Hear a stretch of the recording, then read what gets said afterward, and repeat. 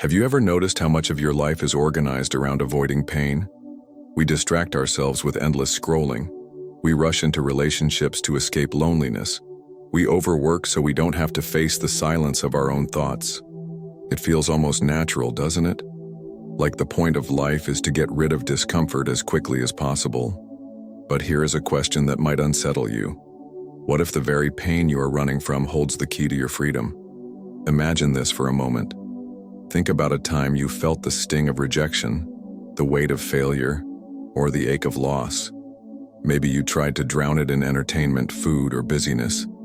And yet, despite your best attempts, the pain lingered quietly in the background, shaping your choices, whispering into your future. We often treat pain as an enemy, but what if it is actually a messenger, one that refuses to leave until we've listened to what it has to say? There is a strange paradox at work here. The more we try to escape suffering, the more enslaved we become to it. The avoidance dictates our lives. The rejection we fear stops us from trying again. The fear of failure keeps us from starting at all. The loneliness we refuse to face pushes us into shallow connections that leave us emptier than before. Without realizing it, we build a prison out of our own evasions. But here's the hidden possibility. What if leaning into pain, instead of running away, could unlock a deeper kind of strength? Viktor Frankl, a man who survived the unimaginable horrors of the concentration camps, discovered precisely this. He noticed that those who found meaning in their suffering were not crushed by it. They were, paradoxically, set free by it. Pain did not define them. It refined them. So before we go further, pause and reflect. What pain are you currently trying to avoid? Is it possible that inside it lies a lesson, a direction, even a liberation you cannot yet see? This is the beginning of our journey, and if you feel even a spark of curiosity stirring in you, then stay with me, because in the next few minutes we will walk straight into the heart of this question. But first, tell me in the comments, what is the pain you find hardest to face? And if this question struck a chord, don't forget to like this video and subscribe, because what we're about to uncover could change the way you see your struggles forever. What if the suffering you fear most is not a curse but a doorway? Imagine this. Every time you encounter pain, disappointment, rejection, failure, it feels like life is shutting a door in your face. You stand there staring at that closed door, full of frustration, convinced that you've been denied something essential. But what if pain is not a barrier, but an invitation to step into another room, one you would never have discovered otherwise? Let's try a small exercise of imagination. Picture yourself carrying the very pain you avoid, almost like holding a heavy stone. You keep trying to drop it, to get rid of it, but it keeps appearing in your hands again. Now imagine, instead of dropping it, you turn it over, examine it, and suddenly notice that hidden inside is a map. The stone you hated becomes a guide. The weight you carried becomes the very thing that points you toward a new path. How different would your life look if you treated your suffering not as an obstacle but as a compass? This is not easy, of course. Our instincts tell us to run from discomfort. Modern culture teaches us to pursue comfort at all costs. Every advertisement whispers, "Don't feel pain. Buy this, watch this, consume this." But what if true growth does not come from what soothes us, but from what challenges us? The oak tree grows not because the soil is soft, but because its roots push against the resistance of the earth. The diamond shines because it was once carbon crushed under immense pressure. Why should it be different for us? Viktor Frankl, reflecting on his time in the camps, wrote that those who suffered but found a reason, a meaning within it, became freer than those who sought only to avoid pain. He was not speaking in theories. He saw people with nothing, no possessions, no safety, no certainty, yet holding a dignity that no external circumstance could destroy. Their suffering became a fire that burned away illusions and revealed a strength deeper than fear. So I ask you, what if the next time you face pain, instead of asking, "How do I get rid of this?" Brian, you ask, "What is this pain trying to teach me?" Could that single shift in perspective open a door you never imagined existed? Take a breath and hold that question in your mind. Because the moment we dare to imagine another way of living with our pain, transformation begins to unfold. We live in a culture obsessed with comfort. Everything is designed to be faster, smoother, easier. Food delivered in minutes, entertainment at the swipe of a finger, endless distractions available at any moment. On the surface, it looks like progress. But let's be honest. Has all this comfort truly made us stronger, freer, more fulfilled? Or has it quietly made us weaker, more anxious, more fragile? Here is the uncomfortable truth. Comfort can become its own prison. The more we chase it, the less capable we become of facing life when it inevitably turns difficult. We avoid hard conversations so our relationships stay shallow. We avoid failure so our potential remains buried. We avoid silence so our thoughts run wild without direction. In our desperate attempt to escape pain, we slowly become enslaved by fear. Think about this for a moment. What is the story we are told every day? That happiness means the absence of suffering. That if something hurts, it must be wrong. But what if this is a lie? What if pain is not the enemy but the raw material of strength? When we shield ourselves from it at all costs, we also shield ourselves from growth. It is like never stepping into the gym because lifting weights feels heavy, forgetting that the resistance itself is what builds the muscle. The philosopher Friedrich Nietzsche once said, "He who has a why to live can bear almost any how." This echoes Frankl's discovery. Suffering without meaning crushes us, but suffering embraced with purpose transforms us. The very thing we run from might be the forge where our character is shaped. Yet society whispers, avoid, escape, numb. It is a dangerous lie because it robs us of the very encounters that make us alive. Let me put it plainly. The pursuit of comfort at all costs leads to emptiness. The pursuit of meaning, even when it demands suffering, leads to freedom. That is the rupture we rarely dare to see. So the question becomes, which path are you walking? The road of constant escape, where every pain is numbed but nothing is learned? Or the harder road, where pain is faced, wrestled with, and ultimately transformed into wisdom? It may feel counterintuitive, even frightening, but perhaps the truth that unsettles us most is also the one that sets us free. To trust that pain can lead to freedom, we need more than nice words. We need witnesses, voices that lived through suffering and still discovered meaning. Viktor Frankl is one such voice. As a psychiatrist imprisoned in Auschwitz, he saw suffering stripped down to its most brutal form. There was no comfort to cling to, no illusion of escape. Yet even there, amidst the cold and hunger and humiliation, he observed something profound. Some prisoners, though physically broken, held on to an inner strength that no guard could touch. Frankl later wrote in Man's Search for Meaning that the last of the human freedoms is the ability to choose one's attitude in any given circumstance. This is not just philosophy, it is survival wisdom. Those who could see a purpose in their suffering, whether love for someone waiting outside or faith in a higher task still unfinished, endured with a dignity that astonished him. Their bodies could be imprisoned, but their spirits remained free. History echoes this insight. Think of Nelson Mandela, who spent 27 years in prison. He did not come out bitter, but with a vision strong enough to lead a nation toward reconciliation.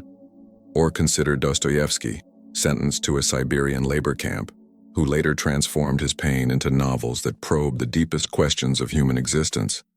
These are not people who escaped suffering. They faced it, wrestled with it, and allowed it to carve a depth in them that comfort never could. What makes their testimony so compelling is that it is not romantic. They do not say suffering is pleasant or easy.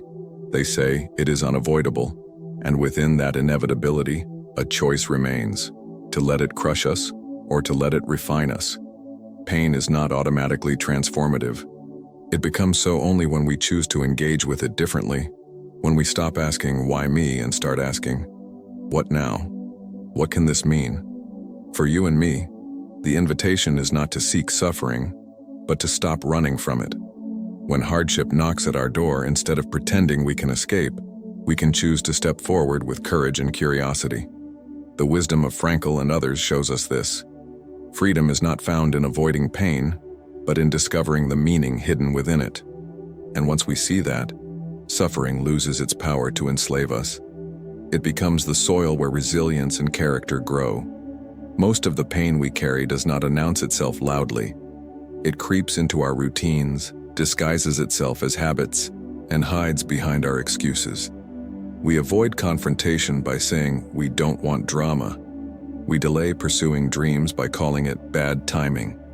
We numb ourselves with endless entertainment and tell ourselves we're just relaxing. On the surface, these choices seem harmless, but beneath them lies an invisible pattern.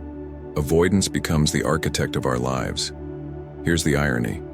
What we avoid begins to control us more than what we face.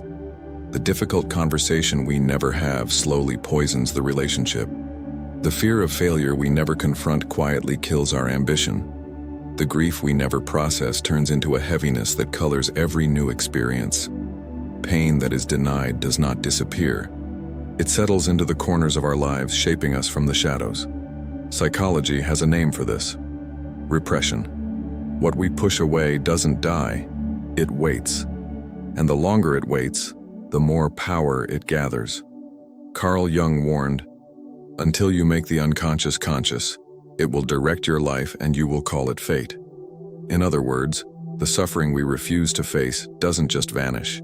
It builds invisible walls around us, and we end up mistaking those walls for destiny. Think about it.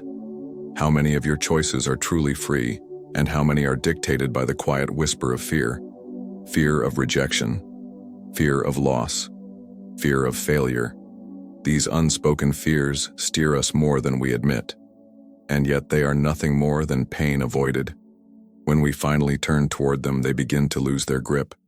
The shadow shrinks when brought into light. Frankl's insight was not only that suffering can have meaning, but that avoiding it strips life of depth. Without pain, there is no courage. Without struggle, there is no victory. Without loss, there is no real appreciation for what remains.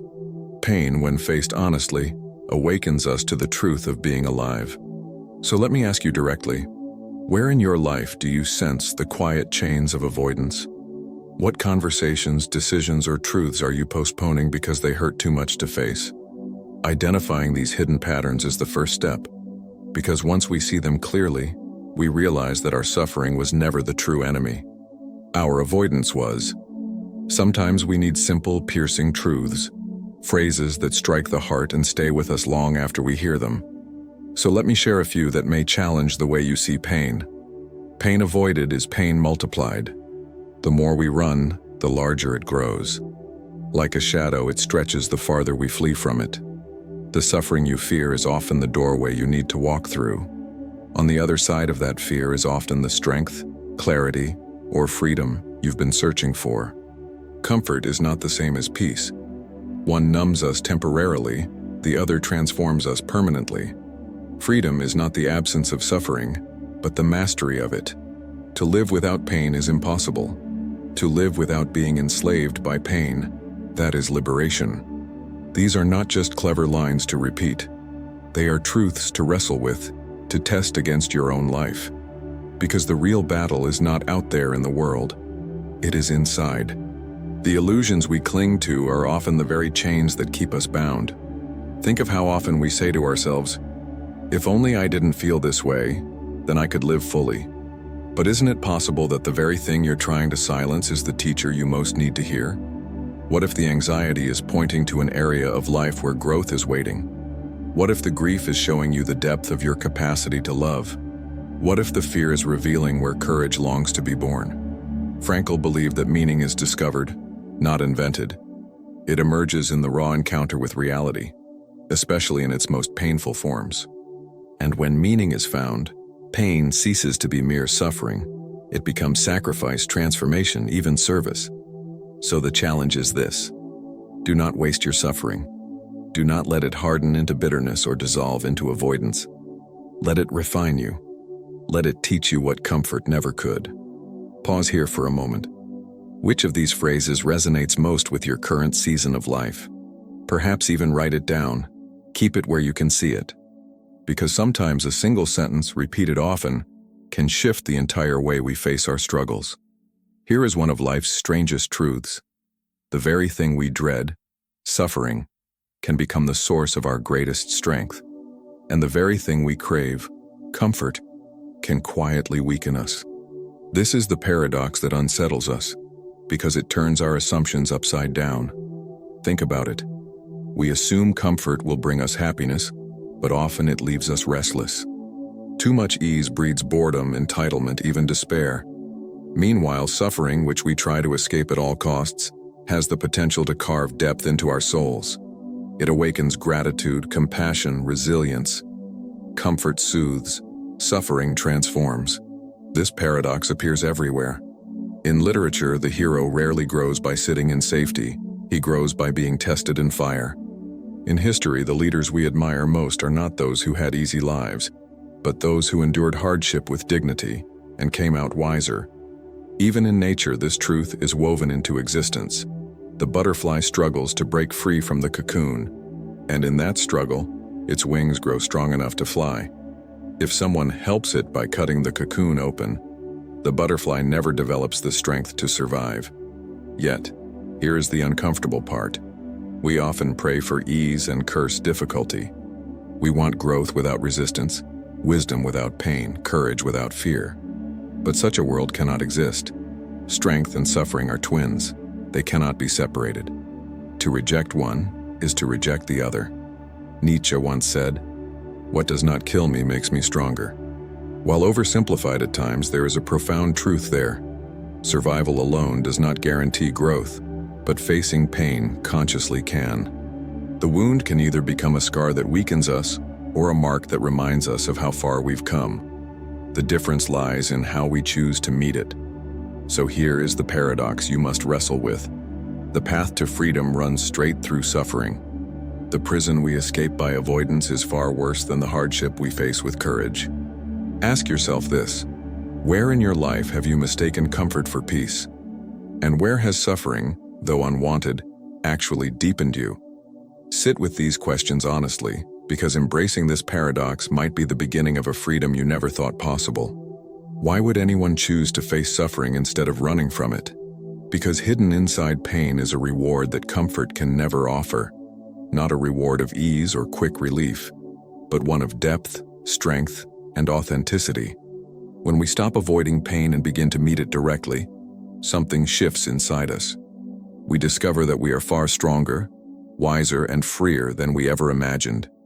Think about the last time you faced something difficult head-on. Maybe it was a breakup you didn't hide from, but allowed yourself to grieve fully. Maybe it was a tough decision at work that required honesty instead of people-pleasing. Or maybe it was finally admitting a fear you had buried for years.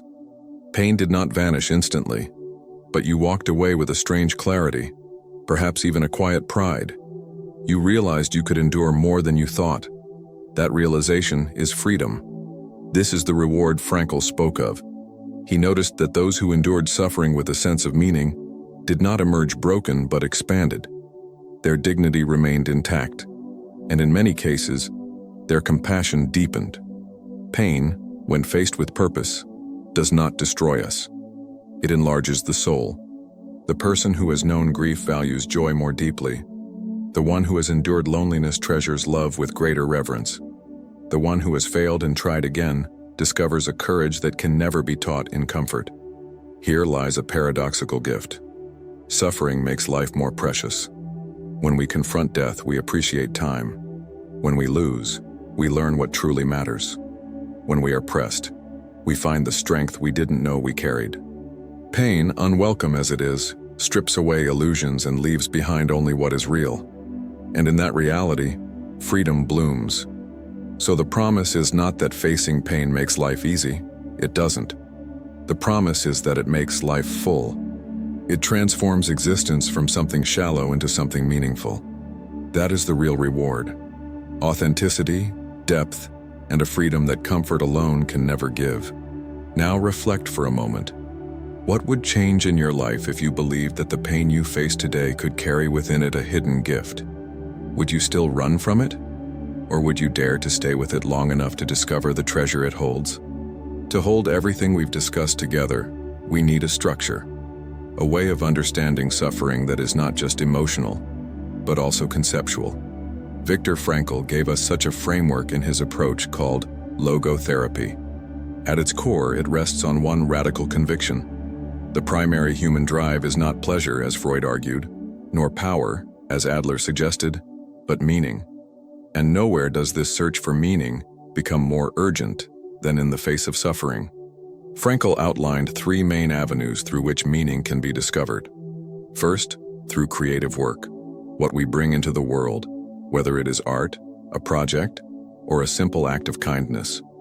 Second, through experiencing love, not in the shallow sense of desire, but in the deep recognition of another person's value. And third, through the attitude we take toward unavoidable suffering.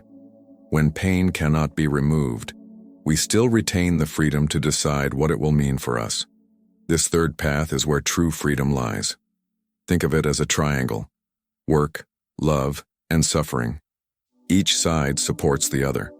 When suffering strikes, it threatens to collapse our sense of meaning. But if we respond with creativity or with love, the suffering is no longer wasted, it is transformed. In this way, even life's darkest moments can be integrated into a coherent whole, rather than left as fragments of despair. This framework aligns with timeless wisdom beyond psychology. The Stoics taught that while we cannot control external events, we can control our response. Christianity speaks of suffering as a participation in something larger than oneself, a path toward redemption. Even literature carries this theme. In Homer's Odyssey, Odysseus becomes who he is not by avoiding trials, but by enduring them with perseverance and cunning. Across cultures, the pattern repeats. Meaning is born where suffering is faced with dignity. So when you encounter pain, ask yourself within this framework: can I transform this through what I create? Can I redeem this through the love I give or receive?